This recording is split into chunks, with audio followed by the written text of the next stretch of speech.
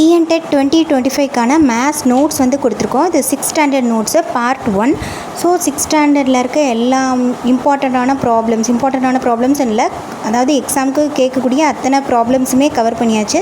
So அதோட notes தான் இப்போ கொடுத்துருக்கோம். ஸோ இதில் ஏதாவது டவுட்ஸ் இருந்தால் நீங்கள் கமெண்ட்டில் கேட்கலாம். இது போக அடுத்து இன்னும் தனித்தனியாக இம்பார்ட்டண்ட்டான ப்ராப்ளம்ஸும் நாங்கள் அப்லோட் பண்ணுவோம். இதோட கண்டினியூஷன் வீடியோஸ் நோட்ஸ் வந்துட்டு அடுத்தடுத்த வீடியோவும் அப்லோட் பண்ணுவோம். ஸோ வந்து கண்டினியூஸாக செக் பண்ணிக்கோங்க.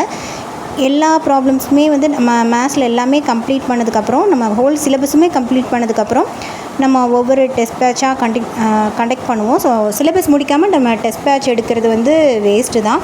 ஸோ ஃபர்ஸ்ட் வந்து சிலபஸ் கம்ப்ளீட்டாக முடிச்சிடலாம், அதுக்கப்புறம் டெஸ்ட் பேட்ச் ஒன்றுனா கண்டக்ட் பண்ணலாம். ஸோ இதை வந்து நீங்கள் நோட்டில் எழுதி வச்சுக்கிட்டாலும் ஓகே தான், இல்லை ஸ்க்ரீன்ஷாட் எடுத்து படிச்சுக்கிட்டாலும் ஓகே தான்.